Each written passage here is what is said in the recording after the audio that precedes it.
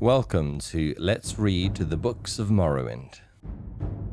The Black Arrow, Part 1 by Gorgic Gwina. I was young when the Duchess of Woda hired me as an assistant footman at her summer palace. My experience with the ways of the titled aristocracy was very limited before that day. There were wealthy merchants, traders, diplomats, and officials who had large operations in Eldenroot, and ostentatious palaces for entertaining, but my relatives were all far from those social circles. There was no family business for me to enter when I reached adulthood, but my cousin heard that an estate far from the city required servants. It was so remotely located that there were unlikely to be many applicants for the positions. I walked for 5 days into the jungles of Valenwood before I met a group of riders going my direction. They were 3 Bosmer men, 1 Bosmer woman, 2 Breton women, and a Dunmer man, adventurers from the look of them. "Are you also going to Meliva?" asked Prolissa, one of the Breton women, after we had made our introductions. "I don't know what that is," I replied. "I'm seeking a domestic position with the Duchess of Woda." "We'll take you to her gate," said the Dunmer Misson Akin, pulling me up to his horse.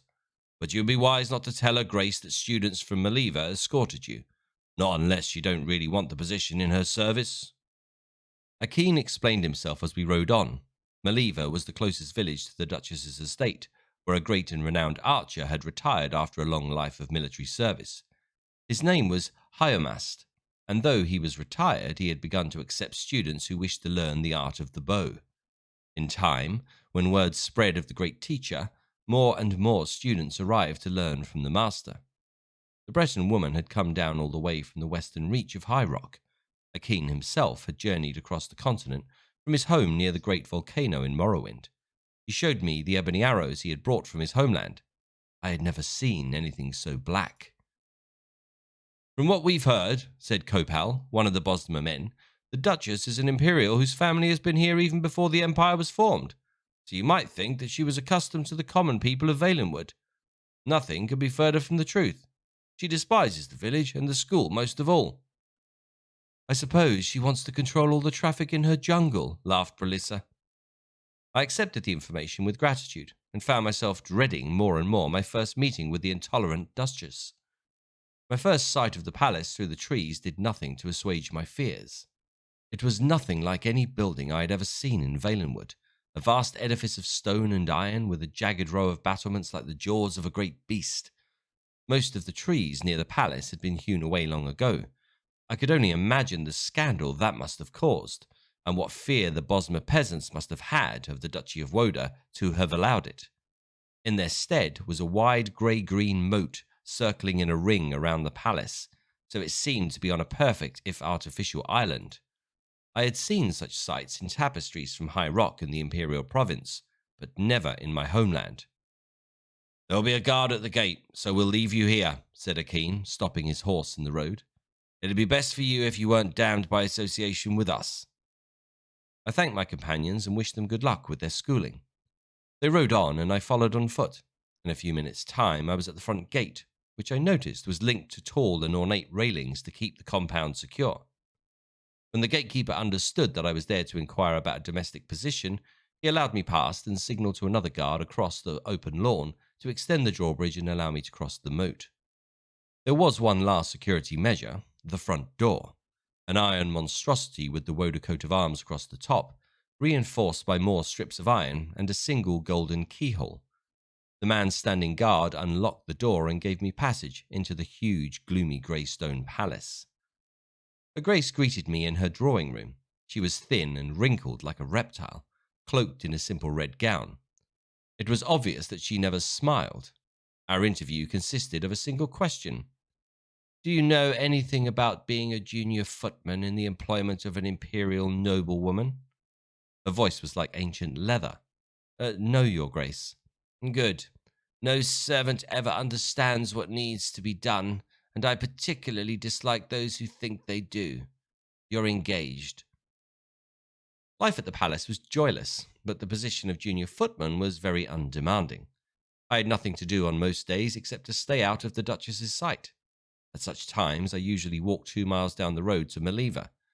In some ways, there was nothing special or unusual about the village, There are thousands of identical places in Valenwood.